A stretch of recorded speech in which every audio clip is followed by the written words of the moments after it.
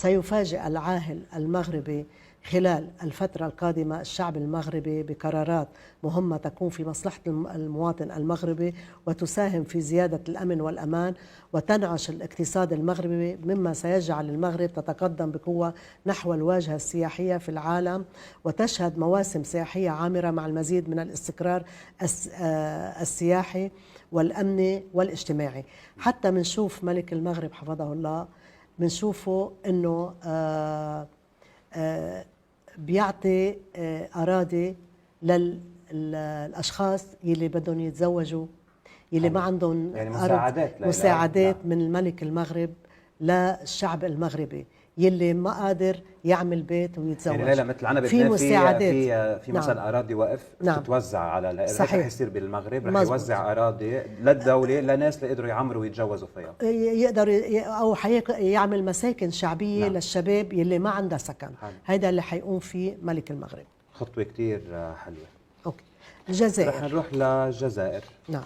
غليان حنشوفه رجع في الشارع الجزائري من جراء فضيحة سياسية وقضية فساد كبيرة مما يسبب بلبلة سياسية وشعبية، ونرى الشعب الجزائري في الشارع ويطالب بإسقاط هذه الشخصية السياسية الكبيرة ويطالب بحقوقه المشروعة.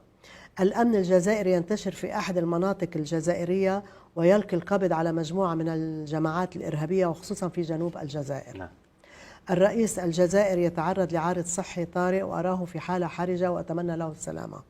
الأنظار والإعلام على الغاز الجزائري بسبب حدث مهم. أرى الجزائر تتعرض إلى خضة سياسية قد تكون ناتجة عن محاولة انقلاب على الحكم.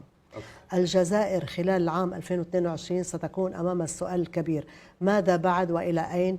والجزائر ستكون على عتبة أبواب بعض التطورات والتغييرات الكبيرة تؤدي إلى حالة غير مستقرة وأحداث غير متوقعة، ولا خوف على الجزائر من انتشار الجماعات المسلحة أو المتطرفة. وأرى الجزائر ستعود إلى الواجهة الإعلامية العربية وبقوة ومن خلال هذه التطورات القادمة. يعني الشعب الجزائري والجيش الجزائري حيكون بالمرصاد لأي عملية إرهابية أو أي زعزعة بالشارع بالأمن يعني بالأمن. يمكن ليلى ذكرنا كل الدول العربية عنا السودان اليوم، بس بدي هون بقول يمكن بس بدي الجزائر يمكن هي الدولة الوحيدة اللي فيها شوي إذا بدك بالارض رح يصير في اذا بدك خلال بالامن يعني ما ذكرتي يمكن هو الدوله الوحيده اللي اكثر شيء هلا ذكرتيها لفتره. وبينه وبين فرنسا انا كنت حاكي انه في شويه اهتزاز ما بين الجزائر وفرنسا. وبتمضى بعتقد على خير باذن الله. عندنا السودان. انا كنت محضره كثير للسودان للاسف.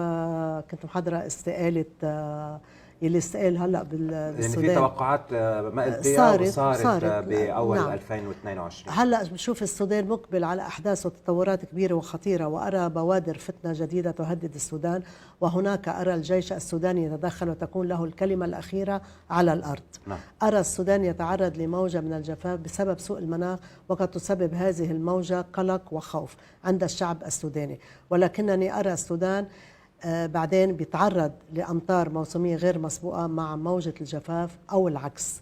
يعني من بعد الجفاف يرجع موجة مزبوط. وأنا بشوف أنه السودان فيها حيكون الجيش قوي، وهو حيكون الحاكم على كل شبر وعلى كل أرض من السودان. وحيتفقوا على شخصية للحكم، وفي تغيير بالمجلس النواب والوزراء، تغيير شامل. يعني في تغيير من بعد ما نشوف خضة كبيرة ودم إذا بدك على الأرض.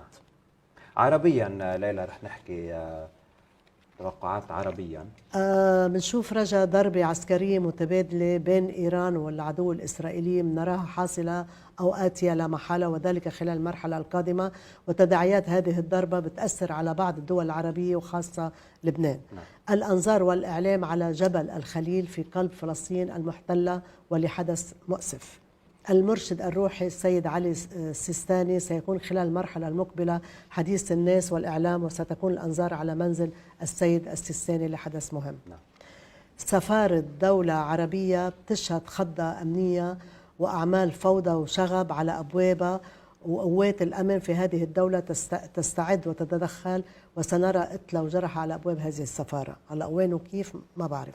حدث رياضي مميز وكبير سنشاهده قريبا، وبتكون فيه جمهورية مصر العربية هي الحدث، وسنقول مع الجمهور مبروك لأم الدنيا. هلا كيف لمصر. ليلى لأنه ذكرنا كثير سياسي، في عندنا توقع فني؟ ايه حاطة بصراحة توقع للفنانة الرائعة والمحبوبة ياسمين عبد العزيز. سنراها بدور سينمائي كبير وجديد يذكرنا بأعمال السندريلا المصرية الفنانة الراحلة سعاد حسني من حيث الأداء والاستعراض الفني المميز. ولا استبعد أيضا دخول الفنانة ياسمين عبد العزيز إلى الشاشة الصغيرة من خلال مسلسل تحصد من خلاله نجاحا مميزا، عدة جوائز فنية على أدائها الرائع. طبعا ليلى ومن إلا الحمد لله على السلامة. من بعد ما تعرضت لوعكة صحية وتعالجت، نعم. كان إلى جانبها زوجها كمان الممثل النجم كمان اللي عن المسلسل هو إياها، وكسروا الدنيا. ف يعني ثنائي اليوم إذا بدك رائع بمصر وبالعالم العربي، ياسمين عبد العزيز وزوجها. صحيح، وبنشوفها هلا هي ومين حتعمله ان شاء الله هي وزوجها، لانه عملت مسلسل هي وزوجها وكسر الدنيا. لا هلا ما بعرف. السلام عليكم اخوتنا، كيف شو الحلقه ديال ليلى عبد اللطيف؟